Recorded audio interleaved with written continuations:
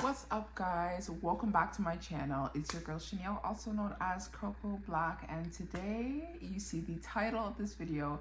I'm going to be talking about how I was able to go from waist length hair to tailbone length hair in mini twists in 2 years, and how I was able to retain length in mini twists. In this video, I'm going to be providing my top 3 tips on how to retain length in mini twists. And if you're new to your mini twist journey, these 3 tips are what really helped me to retain length to take me to tailbone length. Before I get into this video though, don't forget to like, comment, and subscribe to my channel. My channel is all about hair care made simple.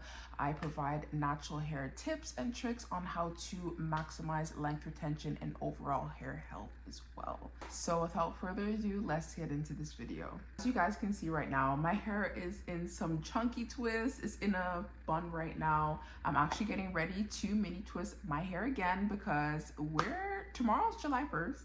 And I need to get my hair all the way together for summer, so keep a lookout for that video. I'm going to be installing my summer mini twist set for the summer.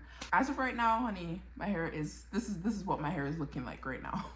So I'm gonna give you guys like a little rundown on like my mini twist journey. January of 2022 is when I officially started my mini twist journey. The actual reason why I started my mini twist journey, or started a mini twist journey, was because I was literally this, when I say I was this close, you see how small that is, this close to just installing microlocks in my hair, because I wanted microlocks so bad. And I'm just like, you know what, I love microlocks, I really want microlocks, but I don't think I'm ready for the commitment. So what I'm gonna do is go on a mini twist journey from January 2022 to December 2022, and I'm gonna see by the end of the year whether I'm going to microlock my hair or not. And from January to December of 2022, I just fell in love with being on a mini twist journey, because it's like the best of both worlds. Like, I still get the look of having microlocks, and I keep my mini twists in for about 2 months at a time on average, and then I take them down. So it's like I get the best of both worlds of my loose natural hair and also my hair mini twists. Like, so as I said, the mini twists kind of resemble microlocks, but also I still, like, at the end of the day, when I take down my mini twist after 2 months or however long I keep them in, I can still enjoy my loose natural hair. So it's just like, I started thinking, a couple months in, I'm just like, you know what, I like this mini twist journey. I think I'm gonna keep it like that, because I'm not really ready for the full commitment of locks. So I just kept it that way till this day, and we're now in June of 2024, and I still kept it that way. So one thing I've noticed, like, while being on my mini twist journey, is that, like, every time I would take my hair down out of mini twist, I'm just like, oh, hold on, wait, pause, I'm actually retaining a lot of length doing it this way. Over time, I'm just like, I'm retaining a lot of length with this style. This is something. This is actually really good. Fast forward to today, like, when I started, I was about waist length at this time, back in January 2022. I was waist length at this time. And fast forward to June 2024, I'm now tailbone length, like basically tailbone length. I measured my hair the other day, like the longest point was 29 inches. And I'm just like, whoa. Like, that's a lot of length retained from 2 years ago. And honestly, it's a mix of a lot of things with mini twists, because when you have your mini twist in, like, you're not manipulating your hair as much, you're not combing it, you're not like stretching it or anything, you're just letting it be. And like, what I notice is, like, I don't really comb my hair as often when I'm wearing mini twists, like, because if I'm wearing it for 2.5 months at a time, like, I'm only really combing my hair a couple times a year. You know what I'm saying? So like, the manipulation with my hair is at an all-time low. So it's helping me like really stay away from breakage from manipulation, and I'm retaining a lot of length that way. So now I'm just gonna jump into my top 3 tips on how to retain length in mini twists and how to break through that length plateau. So tip number one with mini twists and how to retain length in mini twists is to keep your mini twist moisturized.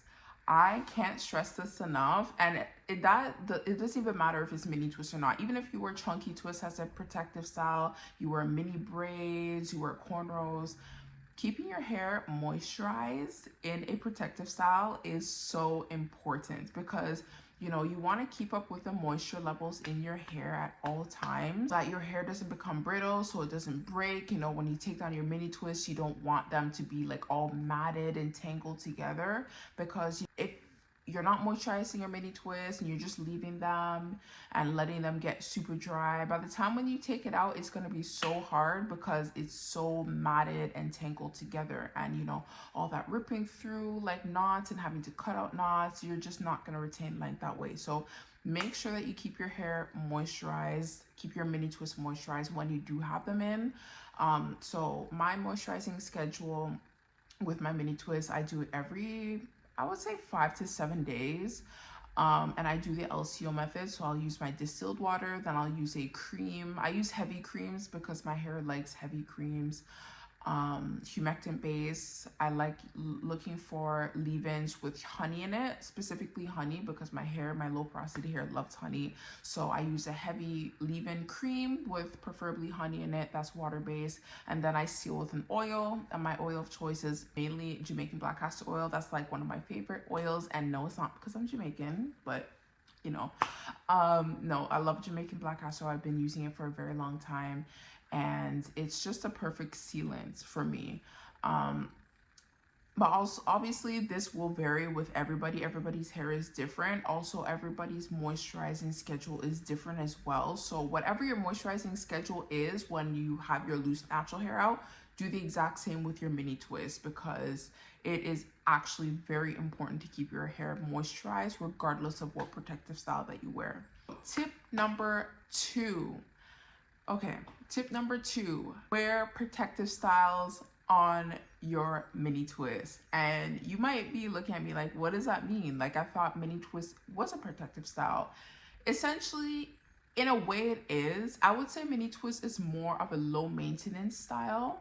So a style that you don't have to really manipulate your hair much. You know, once your mini twists are in, you don't have to comb it, you don't have to like do all of that, you know. So it's more on the low maintenance style side of things. Wear your mini twist in a protective style. For example, what I do is I like to wear my mini twist in buns. I like to wear my mini twist braids. Like, so I'll have my mini twist in, and then I'll have them like braided as well and pulled back. Or my main protective style with my mini twist is head wraps. Head wraps, honestly, I feel like head wraps is one of the best protective style. And let me explain what a protective style is. A protective style is any hairstyle where your ends are tucked. So as I said, buns, you can do like tuck and roll styles, you can do head wraps. Those are considered protective styles. Any styles where your ends, which is the oldest part of your hair, is tucked.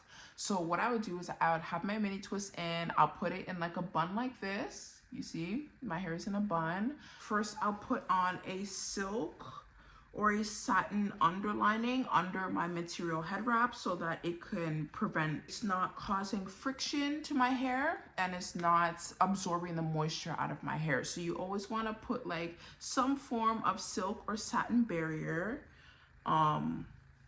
as a lining before you put on your head wrap, because my head wrap, I believe, is cotton, and cotton does absorb the moisture in your hair and also can cause friction. If you know your head wrap is moving during the day, it can cause friction, that can cause breakage on your strands. So you always want to put that barrier before you put on your head wrap.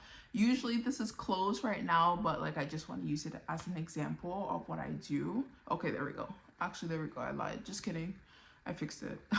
And I will go and put on my head wrap. This is not, I love this head wrap. It's so stretchy, super stretchy, and it's literally perfect, and it's long too. So what I would do is I would just tie my head wrap after I put my lining on, and I would rock my mini twist like, especially in the winter time.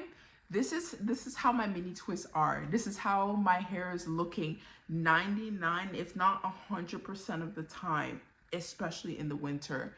and I just wear my head wraps, and head wraps has been the best form of protective style while I'm wearing my mini twist, because it literally, not only does it like help keep my hair off my shoulders from causing friction, it keeps my hands out of my hair, and it also protects my hair from environmental factors like, you know, in the winter, the frigid cold air, or, you know, just any pollution or anything. Like, head wraps really do protect your hair fully. Like, it's like the most ultimate protective style that you can wear on your hair, because not only is it covering your ends, it's covering everything, you know what I'm saying? And I still do wear my head wraps in the summer. I kind of lean off of them just a bit because, you know, the warmer weather, it's nice. I want, like, you know, my scalp to breathe, to get some sunlight, some vitamin D, you know what I'm saying? So yeah, but protective styles on your mini twist, keeping those ends tucked when you're wearing your mini twist is very important in length retention and retaining length in mini twist. My final tip on retaining length in mini twist. So I'm going to be talking about the prep, and I'm also going to be talking about the maintenance as well. This is my final tip because these two steps are super important when you're trying to retain length in mini twist. So the prep, so basically, like, you know, before you're installing your mini twist, make sure you're doing your mini twist on freshly washed, deep conditioned, and detangled hair. You want to make sure that any protective style that you wear, you start off with your hair washed, conditioned, and detangled. This just makes the process for your hair so much easier, because like, hair prep is actually really important. Like, prepping your hair before your protective style is really important, especially if you wear your hair in mini twists as long as I do. The prep is so important because it lays down the foundation of how your protective style is going to go for however long you wear it. So after you've, you know, washed, conditioned, and detangled your hair, when you're installing your mini twist, a tip that I think is very beneficial that, you know, I learned maybe a year into my mini twist journey, because, you know, the first year from January 2022 up until, I would actually say, spring of 2023, I was doing my mini twist just like regular twisting from the root to tip. And then summer of 2023 is when I started braiding my roots with my mini twist. The reason why I started braiding my roots is because I wanted more longevity with my twists, especially because sometimes, like, when you wear twists, especially as small as I wear them, sometimes like the roots can get really matted and tangled together. So I did a braided root set in the summer of 2023. And I was just like, wait, hold on. The longevity was so much better with braided roots. And, like, you know, it kept my roots in place. I didn't get as much tangling and matting at the root. So yeah, braiding roots before twisting your hair down is really, really good in helping the longevity of your twist and also minimizing the matting and tangling at the roots. And when I braid my roots, I braid them about, I would say, 2 inches down, so quite a bit. Like, because when I braided them, it was about like that much, and then I just twisted everything else down. So yeah, braiding at the root really helps with longevity. Another thing, when you're twisting your hair, make sure, this is literally so important, make sure that your twists are equally separated. So, you know, if you're braiding at the root, or even if you don't want to do a braided root, you just want to twist from the root down, make sure that both the sections, both the sides that you're twisting are of equal parts. Because, you know, like when you're twisting your hair, like when you get to the bottom, there's like one end that's longer than one. So you try to overcompensate for the longer side and you bring some of the length on this side and then twist. No, don't do that, because I call that borrowing hair. So you're borrowing hair from the longer side to compensate for the shorter side when you're twisting, but that causes so many tangles when you're ready to take it down, because like what happens is, like, you're basically starting a new like split like at the end. So like when you twist it down, by the time you're ready to take it out in like 2 weeks, 3 weeks time, it will be very, very difficult to take out because it will then tangle on itself. So if you split the hair and you're twisting and you notice that one side is longer than the other, I would say honestly just unravel the twist, repart it into equal parts and twist it down, because when you make sure that your mini twists are installed correctly, you will run into less issues later on when you're taking them out. That also brings me to another point that I want to make is the takedown process. Make sure you're taking as long as you need to do the takedown process.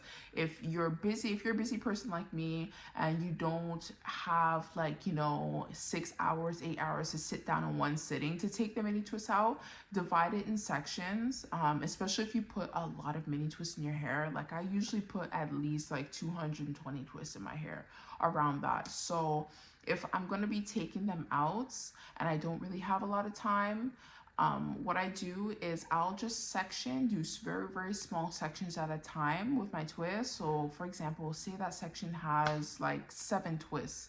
I'll make sure I take my time with that section, make sure that I'm unraveling the twist from the bottom to the top properly. I'm taking my time with it, and I will just do that section, and I'll prioritize that section, for Monday, Tuesday, Wednesday, however many I can do, because the takedown process of your mini twist is just as important as when you put them in, because that basically will make or break the length retention that you've gained throughout the time you wore your mini twist. So don't rush the process with taking it down, especially if it's a bit tangled. Always use your fingers. Make sure you're going slow, identifying where the knots are, and if you need to use a bit of conditioner or a DIY pre-poo with slip, by all means do that, and take your time. I can't emphasize enough, take your time when taking your twist down. I really get into my twist. If I run across a knot, I make sure that I'm slowly taking out the knot with my fingers, working it out. And anything that I can't really work out with my fingers, if the knot is too much, I will use shears and I will just cut that little tiny part off. It's way better than ripping it out, because if you rip it out, it's just going to cause split ends, and split ends does travel up this hair shaft. So it was better to cut out any knots or any little balls that are stuck on your mini twist than to rip them out. So the other part of tip number 3 is the maintenance of your mini twist. A lot of times, we put protective styles in and we don't really maintain them, but the maintenance is actually very important, especially for length retention. So making sure that, so what I do for maintenance with my mini twist is, if any mini twist needs to be redone, I make sure that I redo it. If I notice that there's a twist that's becoming really frizzy, or twists in the front that are getting grown out, or they're looking kind of they're matting together, I make sure that I address the issue as quickly as possible, so that my twists don't become matted together, so that they don't become tangled together. Just that continuous upkeep of your mini twist is really important, because if you leave it, it will just get matted and it will be just a matted mess. So weekly maintenance is very, very, very important, and this will honestly help decrease matting and tangling and breakage at the end of the day when you're ready to take them out. So make sure that you are maintaining your mini twists. If any mini twists need to be taken down, do take them down or redo them. So it keeps your mini twists fresh and also helps them not get tangled and matted together. So guys, we have reached the end of this video. I really hope this video gave you more insight on how to retain length in mini twists. Those are really my top tips on how to retain length in mini twists. If you're new to the mini twist journey and you're looking for a step-by-step guide on how to start your mini twist journey, what to do in terms of prep, maintain, and retain length in mini twists. Don't forget to check out my beginner's mini twist guide in the description box down below. Don't forget to check that out, download it, and yeah, I really hope you guys enjoyed this video. If there's any other videos in terms of mini twists that you want me to talk about or to show, please drop it down in the comment section below. I would love to start a little mini twist series here, just everything mini twist, because I'm a mini twist girly to the core. So yes guys, drop all your video recommendations for mini twists and just hair care in general in the comment section down below, and I will see you guys in the next video. Peace.